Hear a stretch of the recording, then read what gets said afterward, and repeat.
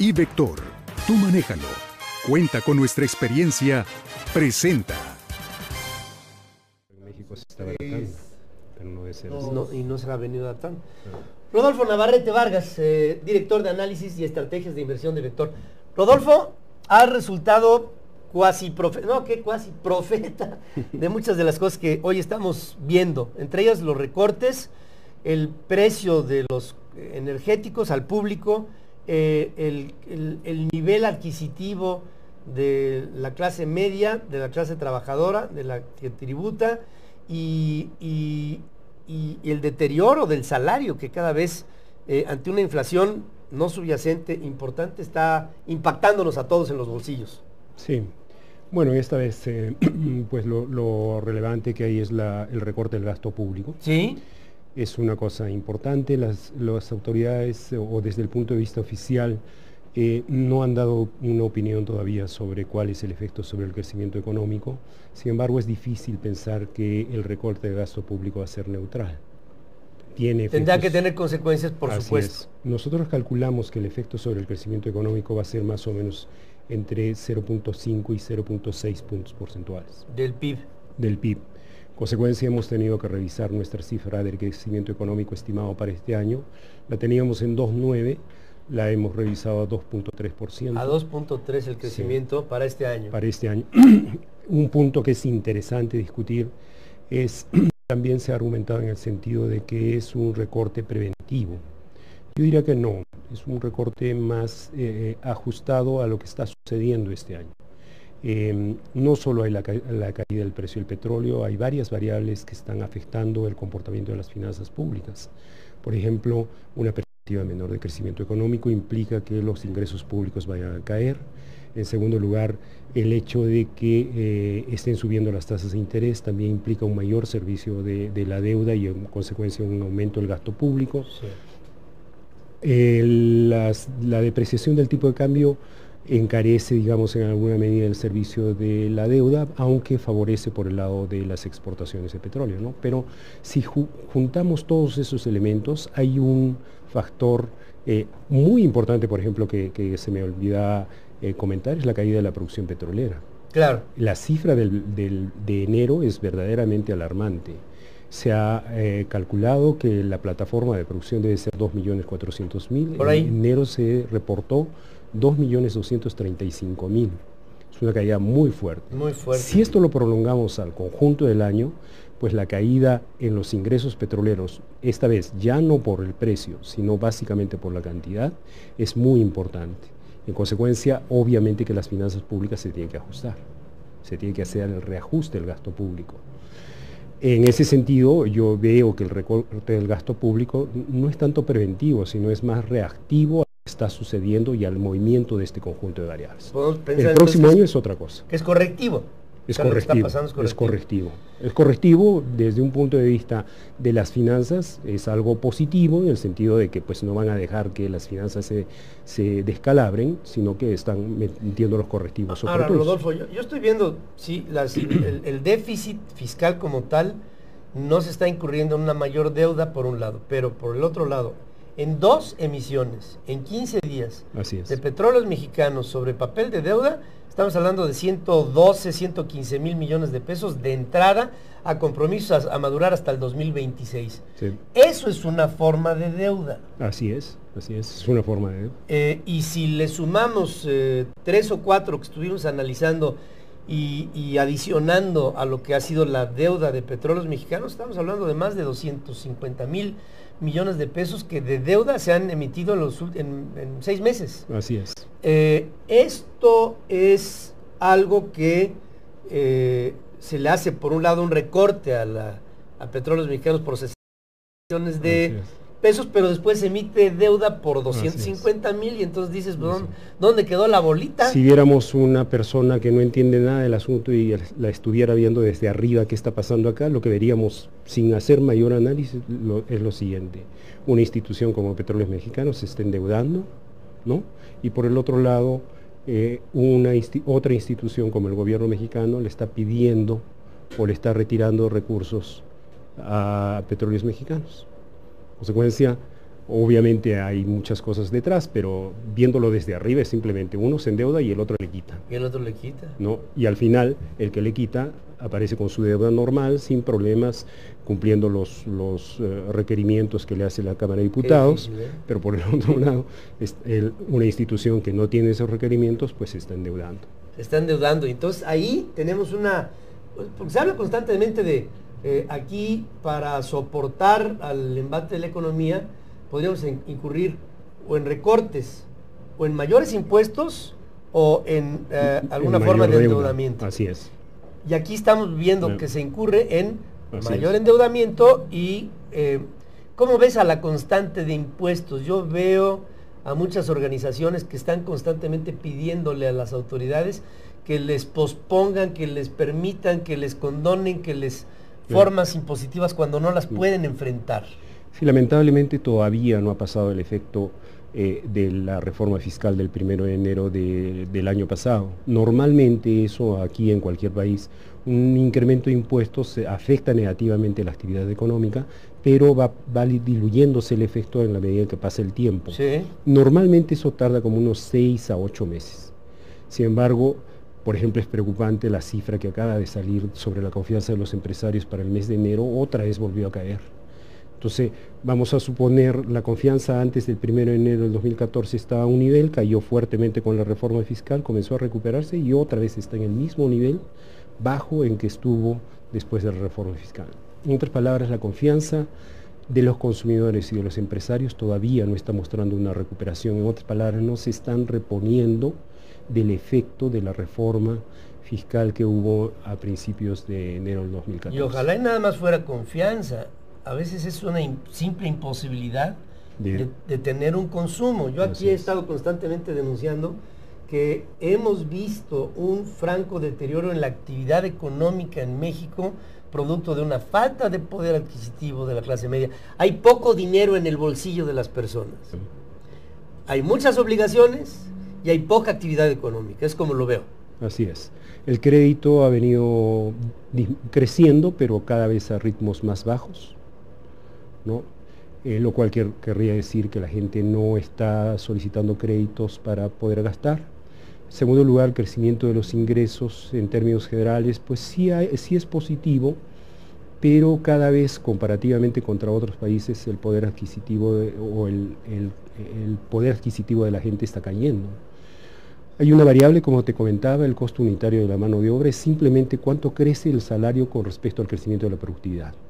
De acuerdo a la teoría, cuando crece la productividad, o sea, de acuerdo tiene que crecer el ingreso. Tiene que crecer el ingreso más o menos en la misma proporción, ¿no? Entonces el costo unitario de mano de obra debería ser 1 permanentemente, ¿no?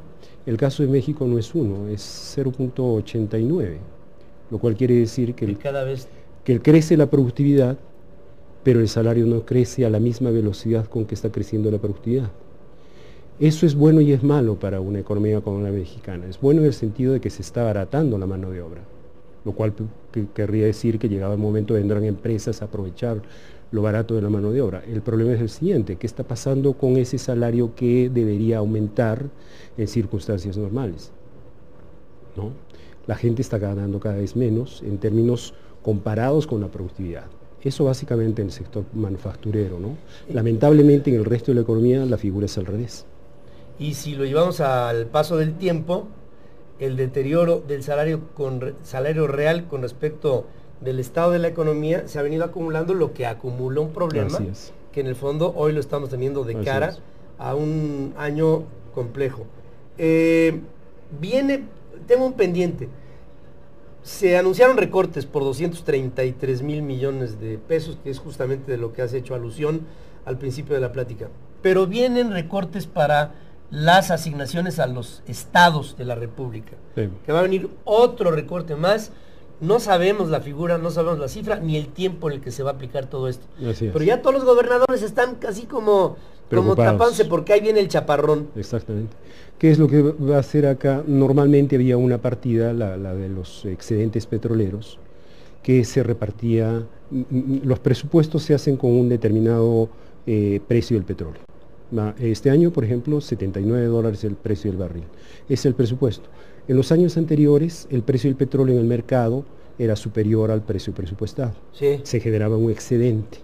Esos excedentes petroleros se repartían en 3 cajones, digamos. Uno de esos cajones era para las entidades federativas, ¿no? Entonces, eso, este año, al no haber un excedente petrolero, en vista de que el precio presupuestado está en 79 y el precio en el mercado está en 40 y tantos, entonces no hay excedente petrolero, entonces no hay dinero que repartir. No hay dinero que repartir, ¿no? No. Entonces, cuando uno se hace la pregunta, todo el auge petrolero mexicano, del precio del petróleo mexicano, ¿dónde fue a parar? En última instancia fue a parar al gasto público, y en el gasto público las entidades federativas recibieron una proporción importante, y ellos gastaron, no se sabe a ciencia cierta en qué gastaron, pero se supone que gastaron. Este año no va a haber esa posibilidad. ¿Por qué? Porque no hay excedente petrolero. No hay excedente petrolero. Así es. Tenemos otra vez ahí otro déficit. Así es. Y aunque constantemente se ha dicho que en este año no tenemos por qué preocuparnos porque tenemos una cobertura, esta cobertura no cubre el 100% del boquete. Así es. Eso es. Cubre el precio, la caída del precio petrolero, pero por ejemplo no cubre el efecto sobre las finanzas públicas de la caída de la producción petrolera. Como te digo, en enero ya hubo un problema muy importante con la caída de la plataforma de producción. En segundo lugar, no cubre el efecto de la caída de los ingresos públicos del menor ritmo de crecimiento económico.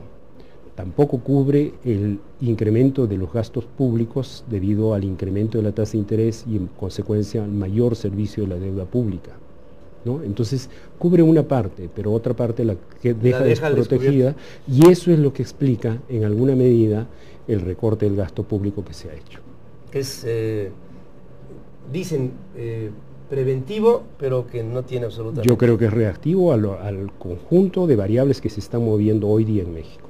El próximo año sí va a haber una reorganización muy importante del gasto público. Este mecanismo del presupuesto base cero implica que todo se tiene que fundamentar desde cero hasta el nivel que uno quiera de dinero. Entonces lo tienen que justificar peso por peso. En consecuencia va a haber una reorganización en el ejercicio del gasto público. Obviamente eso implica que van a haber recortes del gasto público también adicionales. Ahora, no sé cómo podamos hablar ahora de productividad en nuestro país en un entorno en donde el precio del energético, de lo que mueve a la economía, está a más del doble de cómo se está operando en nuestro vecino, que es nuestro principal socio comercial, en donde la energía está a menos de la mitad, en todos los órdenes, y en algunas otras cosas hasta menos, como es el gas LP, y con un ingreso que es muchísimo mayor al que tenemos aquí. Ahí nos dejan totalmente fuera de combate. Hay un efecto adicional. Normalmente cuando cae el precio del petróleo, pues bajan los costos de la producción y aumenta la productividad, como tú dices. Entonces, normalmente Estados Unidos, los países del mundo, bajan los precios de los combustibles, bajan los costos de la producción, los precios de los productos finales no necesariamente bajan, en consecuencia aumentan las ganancias, aumenta la inversión, aumenta la productividad, ¿no? Ese fenómeno positivo de una caída en el precio de un insumo de uso difundido como el petróleo no se va a dar en México. ¿Por qué no se va a dar? Porque es el costo que estamos pagando por el hecho de haber desligado el mercado petrolero mexicano del mercado petrolero mundial. Entonces, cuando en el mundo sube el precio del petróleo, en México pues sigue su camino de acuerdo a lo programado. Cuando en el mundo baja el precio del petróleo, en México sigue su camino de acuerdo a lo programado. Entonces, ese efecto no lo vamos a gozar. Ese efecto no lo vamos a observar ahora en nuestro país, y esto creo que le está pegando. Si en este momento yo te dijera, oye, valdría la pena que le diéramos estímulos al crecimiento a través de descuentos, por ejemplo, como en los energéticos, o una menor tasa impositiva para algunos sectores, todo el mundo diría, no, pero es que es menos captación. Yo personalmente pienso que ahorita lo que nos haría falta es un movimiento así de aventurado como para poder rescatar parte de la economía. Sí. Acá lo bueno de todo esto, pese a esta situación interna relativamente complicada, ¿sabes qué es lo bueno? Sí. Lo bueno es el crecimiento económico americano. El crecimiento económico americano está siendo muy sólido, nuestras exportaciones, muy fuerte, y tú sabes que el principal beneficiario con el crecimiento económico americano es México. Ya tuvimos ahí un superávit de Así es. 35 Así es. mil Entonces, millones de los sectores que se van a dinamizar en México son básicamente los ligados a la exportación. Y los sectores que van a permanecer un poquito deprimidos, digamos, van a ser los ligados al mercado interno. Lo malo es que aquí vivimos, ¿no? Aquí adentro. Así es. Y todo esto, bueno, por ejemplo, un sector exportación sería, por ejemplo, el turismo. El turismo, los automóviles. Concebido como generación de divisas, Sí. pero tenemos el problema de la inseguridad. Entonces, en fin, son algunas balances y contrasentidos de una economía que hoy está pasándola realmente complicado. ¿Alguna recomendación para nuestro público? Bueno, nosotros en Vector Casa de Bolsa tenemos recomendaciones, obviamente de acuerdo a todas estas circunstancias que estamos viendo sobre la economía.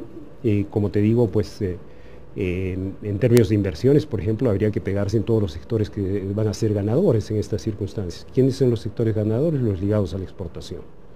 ¿Quiénes son los ligados a la exportación? Tú lo acabas de señalar: turismo, los aeropuertos, las aerolíneas, los automóviles, los que proveen de insumos a los automóviles, etcétera, etcétera. Entonces hay un sector ganador en estas circunstancias.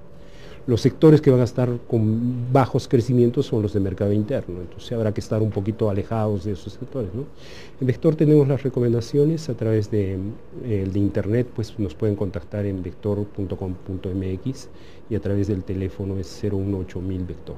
Bueno, ahí están instrumentos que ustedes a través de esta casa de bolsa como es Vector pueden ustedes optimizar y acercarse justamente a este tipo de sectores que están ligados con una actividad económica que no es decreciente, sino que por el contrario está creciendo, y ahí ustedes pudieran tener la mejor recomendación para multiplicar el valor patrimonial de aquello que ustedes han ahorrado.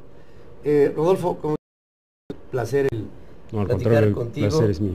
y Navarrete Vargas como director de análisis e inversión de Vector es un hombre serio que siempre dice las cosas, pero no se le mueve ni una pestaña, dice todo exactamente como es que está pasando o como puede pasar. Vamos a hacer una pausa. Antes de esto, nada más para documentar parte de lo que aquí platicábamos con Rodolfo.